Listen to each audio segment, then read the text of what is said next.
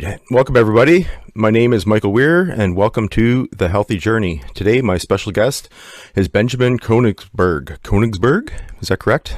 Yes, sir. Excellent.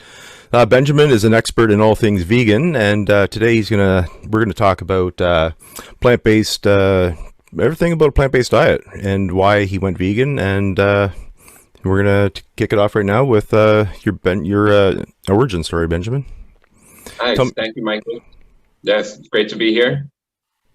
So yeah, basically my name's Benjahmin, and I've been vegan for over 5 years and been more active vegan both in the health niche and as an animal rights activist in the last several years or so. So basically I grew up kind of eating the standard American diet, a lot of processed foods, a lot of dairy, meat and stuff like that, not too many fresh fruits or vegetables. And like a lot of people experienced a whole slew of health issues, you know, whether that was sinusitis, allergies, acne, and that led to severe low self-esteem in my case, and particularly comparing myself to other members of my family or just people in general that I seem to see eat the same foods without the same adverse reaction. So that just led me to feel like there was something wrong with me. And I continued to beat myself up through adolescence into adulthood, feeling like I just lacked control over my eating habits and felt really kind of powerless over food, and certainly unwanted weight gain and just the pressure I felt to, you know, be thin or be in shape. So it led to a lot of social isolation, depression, and anxiety and things of that nature. Right. Was there anything in particular that like tripped you on to going vegan? Like, how did you first learn about it? So yeah, so kind of it was definitely like a process. My first exposure was a book by John Robbins called Diet for a New America. So that was certainly eye-opening. I think that was around the 2000s, and really my worldview around eating meat or the need for protein or animal proteins hadn't been challenged. So definitely the seed was planted. And then over time, but it was something pivotal happened in 2015. I was watching a documentary called Vegucated, which is just like an independent documentary that followed a couple random New Yorkers in their 6-week journey of going vegan. And I had seen some exposure of some, you know, footage of the factory farms, but it was that one night, I believe it was summer 2015, and seeing the way the animals were treated, and I just connected on an emotional level. It was kind of an emotional thing. It was an intellectual thing. And I've always been someone, I was raised with values of non-aggression and non-violence, you know, looking up to the civil rights leaders and so on and so forth. And I just knew right then and there that I didn't want to be a part of hurting, harming, just so seemingly innocent, sweet, loving beings such as, you know, animals, in this case, like pigs, cows, and the like. Yeah, your story is very similar to ours. My wife, it all started with watching Netflix one night. We've always been kind of health conscious, and we got turned on to. We were like, oh, this movie Cowspiracy. Here we go. So we watched that, and that kind of snowballed into more documentaries and a little more research. And then she's like, well, one day she says, oh, I'm not cooking meat anymore. You can if you want, but I'm not cooking it. So that started her, and I was not very far behind. So it all started around the time that Cowspiracy came out, and then just kind of followed up with all the other documentaries that are out there that back the science of it, really. Definitely. Yeah, and I'm the same way. As kind of once the light switch went off, I was hungry. I mean, I think I pretty much that weekend devoured every documentary I could possibly watch on Netflix around veganism and health, and just kind of hungry to learn more, and realizing and still how much I didn't know around whether it's just the animal agriculture industry or the ethics of animal rights. There's just so much to unpack there. Right. So why do you think veganism is taking off in popularity? Like, I know there's the three main aspects of animal welfare, environment, and health. Would you be able to elaborate on those, or why in general do you think it's taking off? Yeah, I think definitely there's a kind of the general understanding of the role that food plays in health. I think, you know, for certainly my parents' generation, that it was just in the way that a lot of traditional conventional medicine treats the patient or treats symptoms is that it doesn't matter what you eat. It's all about genetics or your genes and so on. And so I think in the last, 10 or 20 years, is more people making the connection between diet and lifestyle and health. Certainly. And then also maybe some people getting a little bit more privy to the power that some of these huge industries, like the dairy industry, for me, was the Got Milk. All my favorite celebrities, whether it was Bo Jackson or Michael Jordan or Michael Jackson with the milk mustache, and just really wanting to emulate these people that I looked up to. And now just realizing how we've kind of been misled in that regard. So I think that's definitely one thing. And then also just the emergence of the availability of vegan products. I mean, now the amount of plant-based milks that are available to people. I mean, I remember, even just 5-10 years ago, not going into a standard cafe and not being able to get a soy or an almond milk. And now it's standard, right? Pretty much even the most conventional coffee shops. No, absolutely. Yeah. It's everywhere. Like the options are, the food option choices are a huge thing. So the environmental side? Yeah, the environmental side. And I think the environmental side. And I think just as a kid learning about, greenhouse gases and certainly the transportation sector, whether that's just, like coal or carbon emissions. And so I think people just really do care about the environment, and it's kind of harder and harder to not pay attention to some of the environmental changes that are taking place. And people are just kind of starting to connect the dots, or the wheels are turning a little bit more for people. Yeah, you can really see it in like some of the documentaries, like just to feed the animals that we then consume ourselves, and there's a huge loss as far as like the energy in versus the energy that comes out of that. So I think that's a huge part of the environmental factor. Yeah, I think a lot of the devastation in the rainforest really caught a lot of attention, rightly so, because it's just basically clearing land for raising cattle. Yes. And just, we need the rainforest basically to survive as a human species. We do. The rainforest is like the lungs of the earth. And I mean, and not to mention like just water use, for example. I mean, down here in America, we had a couple summers ago with just severe droughts in parts of California, parts of the world, where people were conscientious to take a shorter shower, or turn off their lawn fixings to save water, but just the massive amount of water that has to go into growing these crops, which again is, I don't know the percentage, but so much of the crops that we grow is wasted in how it transfers from feeding the animal to the actual, calories that we get or whatever from consuming the animal. Right. So now moving on, like to the health effects of transitioning to a vegan diet. What can you elaborate on that for me? Yeah, definitely. So for me,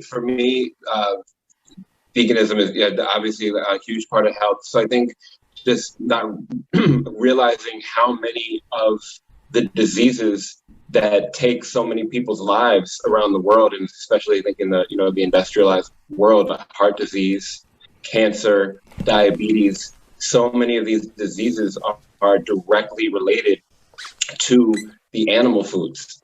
So without having to get too much into the the science of the nutritional component, but just a lot of the unhealthy fats, the cholesterol, and the proteins are highly detrimental in the animal foods. Not to mention all the chemicals that are grown and antibiotics to give to the animals, because these feedlots are highly toxic places. So we have to basically just keep these animals sedated and a lot of pharmaceuticals. So then we go and consume that, and that is just causing havoc on the health, individual health, and just the healthcare system as well. So for me, it's just a huge component there. Yeah, there's a lot of science behind it too, like the China study for one, or How Not to Die. That's a pretty amazing book as well. The science backs up like the inflammation that it causes throughout the whole system, and then how you can pretty much you can get off meds pretty quick. Like I'm not this isn't a medical commentary, but do your own research. But there's definitely some health benefits there for cutting out meat and dairy. Oh my gosh, tremendous. I mean, I know it's hard because there's a lot of confusion, or there's a lot of misinformation or contradictory information as far as the science or the studies or the headlines that come out around what to eat and what to avoid. But I mean, anywhere from just allergies to headaches to migraines to sleeping better to I've had clients come off their fibromyalgia medicine, come off their antidepressant medicine, come off their medicine to control their blood pressure, all just by eliminating the animal foods without even having to try necessarily to eat healthier, just by eliminating a vast majority of these animal foods from their diet, the meat, the eggs, the cheese especially. I mean, if you think about what milk is, like, human milk for babies, it's a growth formula. And so when we're drinking cheese and milk, we're drinking baby calf growth formula. And these animals grow exponentially faster than, it takes a human, 9 months to a year to start walking. And these calves are growing almost full size so quick. So there's a lot of growth hormones that are meant for baby calves that are not meant for human consumption. So on a hormonal level, so that's things like infertility. Like I said, there's a really long list of ailments and symptoms and chronic issues that can be halted and even reversed just by getting off these animal foods. Right, and that's not even mentioning the medicines that the cattle is subjected to, or the cattle or the poultry. Just exactly. the hormones, the antibiotics, just to keep them alive while they're in their environments. Exactly. Yeah. How does transitioning to a plant-based diet affect weight loss? Go ahead, whatever. Oh yeah. So I think just the hormonal component is huge. I think, a lot of us have been taught like just calories in, calories out, kind of a simple equation that, the human is just a machine. You have to just change the input and the output. But so much of things that regulate our metabolism, things like hunger, satiation, how quickly we either gain weight or not gain weight, has to do with our hormonal health. And that is such a key component of how these animal foods, be it the protein or the cholesterol, wreak havoc on our internal system. And not to mention what's called basically calorie density. So plant foods, if you think about a huge bowl of spinach, is so much less calories, but yet because of the fiber, just the bulking agents in these food are going to physically fill us up. So a lot of people, when they go vegan, they are surprised with the amount of food, just from a visual reference, how much more plant food they have to put on their plate because they're so much lower in calories. But that leaves people feeling satiated, full. So that way you don't have to starve yourself. You don't have to restrict yourself. You can feel healthier. You can feel full and easily start to lose weight. I mean, I've had clients that have been struggling for 15 years on the low carb keto type diet, and they start eating potatoes and oatmeal and corn and all these delicious, comforting foods, and the pounds just drop on their own. Right. Yeah, but I've noticed you still have to be careful of what you eat, because Oreos are a bit, sweet chili heat Doritos are still considered vegan. So, but right. You know what I mean. But yeah, you still have to be smart about it. But you're definitely you're not gonna be packing on the pounds the way you would consuming the dairy, for sure, and definitely, and the meat as well.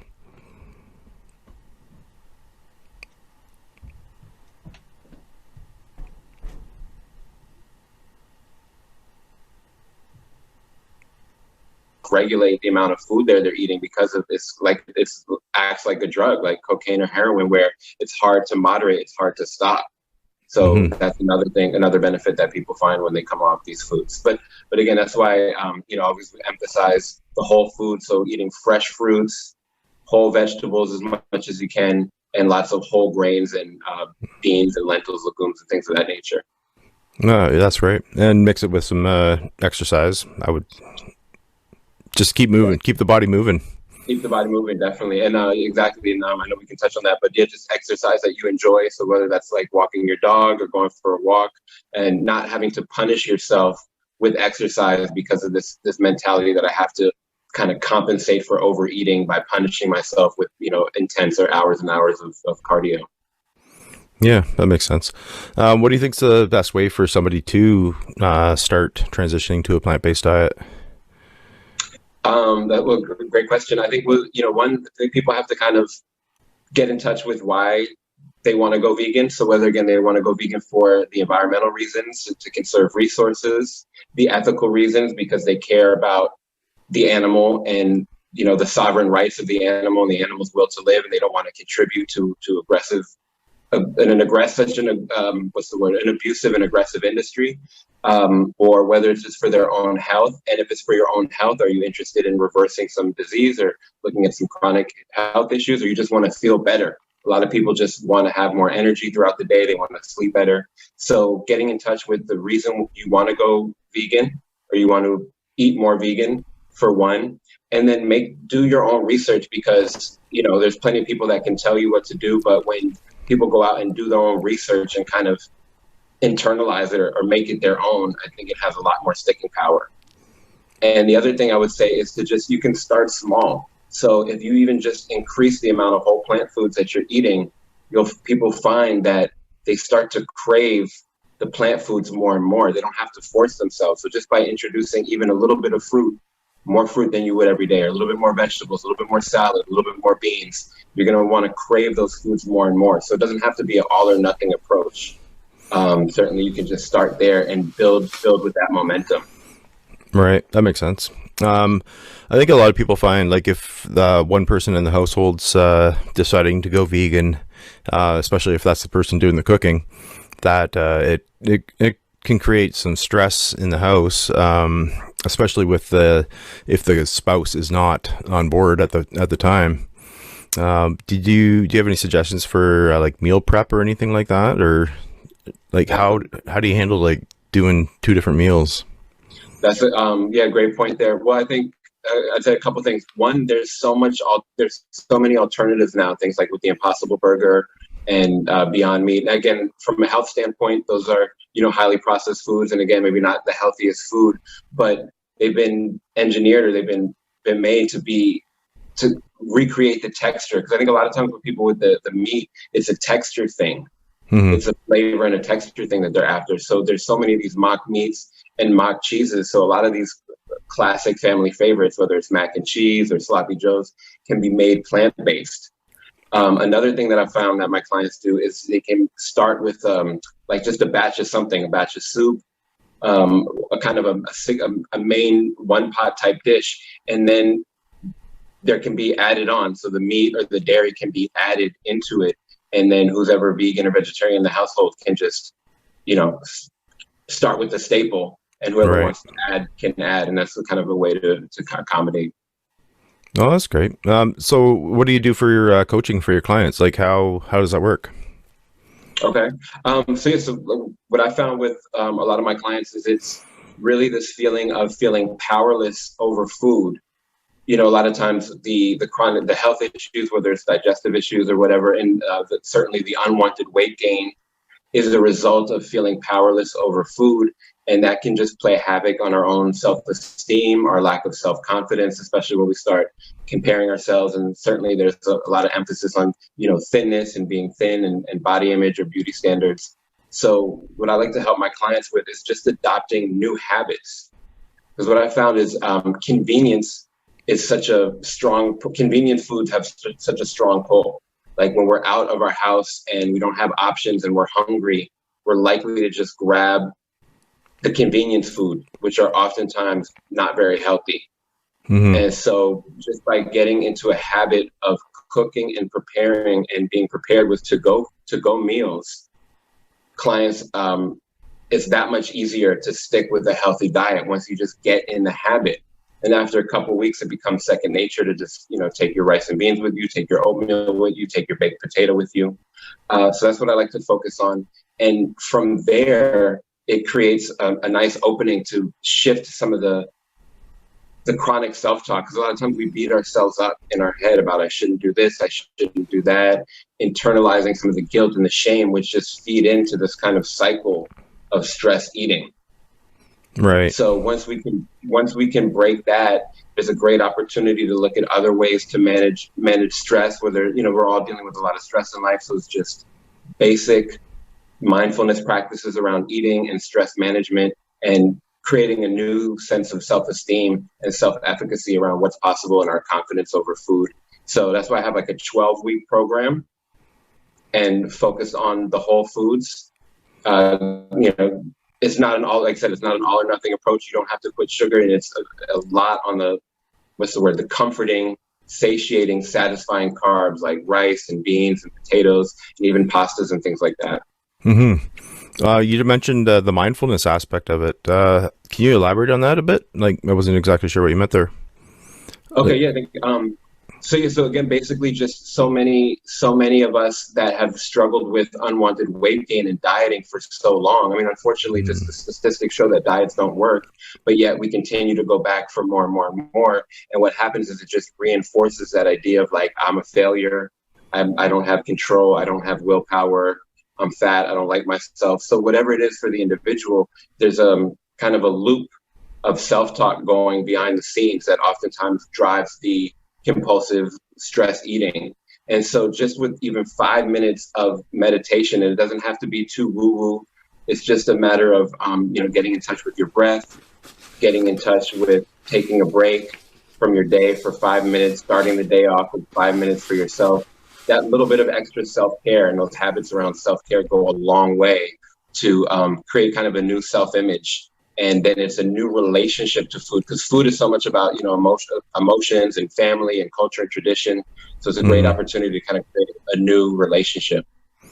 Well, that's a good point. That can be especially tough right around the holidays too, when you're going to friends and families. Not so much this year with all the COVID restrictions, but it's definitely something that you want to talk to a coach about, having those challenges with friends, family, barbecues, the looks that your family gives you when you bring your tofurkey with you to Thanksgiving, that type thing. I think, and probably having a coach could guide you through that, I would think, because it can be pretty stressful not knowing how to approach it. Definitely. Having a coach to have someone kind of hold your hand through the process. And again, it can take, a couple weeks or a couple months to kind of cement a new habit and a new lifestyle. And there are a lot of factors. And sometimes people don't realize how much is at stake when they start changing their diet and the reactions they're going to get from friends and family. So not only having a coach, but that's also why I work largely in a group coaching context, and always encourage, again, when people are interested in transitioning, even if it's just joining an online vegan community, the more peer support you can have, or there's tons of vegan events out there, even just virtual events, where you can create new relationships with people that are on a similar path of improving their health or improving the environment or caring after the animals, can really go a long way. Right. But it definitely can be challenging. What do you think's the best way for somebody to get started? Like if they're just gonna start watching documentaries, or reach out to you, or like it can be pretty overwhelming, I would imagine, for some people. But it also goes back to what you were saying earlier about the reasons why. I guess that is your why of if it's your health, if it's the environment, or if it's animal welfare as your main driver. But I don't know. I think it's quite the mindset shift going from if you were raised as a carnivore, just breaking out of that. So just getting started. What are your suggestions on that? Definitely. Okay. Always invite people. I offer complimentary, kind of discovery clarity calls. So it's an opportunity. I'll have my contacts here, in the reference, or listed below or with this video, but feel free to reach out to me. Then we can talk specifically about what your challenges might be and where your specific goals are, and help you create a game plan to help you get there. Another resource I want to offer is a really awesome organization called Challenge 22. And they offer, I think it's several times a month, they have 22-day vegan challenges in a Facebook group where you can get a lot of group support and even individualized support around going vegan. And there's fun challenges. So it's really, people have to look at it as something fun and exciting. It can certainly be overwhelming, as we mentioned, a lot of different aspects of veganism, but you have to look at it fun and exciting. So Challenge 22. And I would also recommend, Netflix. There's a bunch of great documentaries. Cowspiracy, What the Health are some great ones.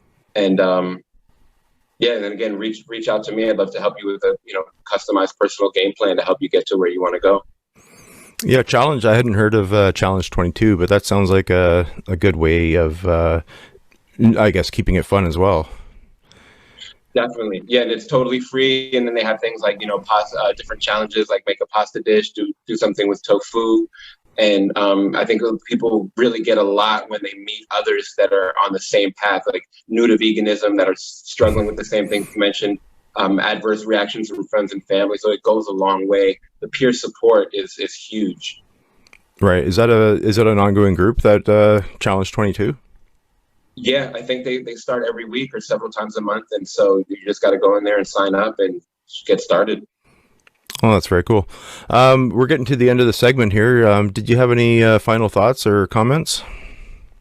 No, just excited for, the future of veganism, the future of the world going vegan and what that means. I mean, how much food we can produce just on a quarter acre of land versus having to, mow down the rainforest, and what that can mean for a more peaceful world when we look at the most vulnerable members of our community, animals, and what that can mean, the human implications when we just have more compassion in general. Right, and even if you are in a tight space, there are options for growing your own food, indoors, outdoors. Like, you don't have to have a big plot of land, but and it doesn't have to be expensive. I mean, you can go and get a whole thing of dry grains or dry beans at your local wholesaler, and that'll last you a long time for pennies on the dollar.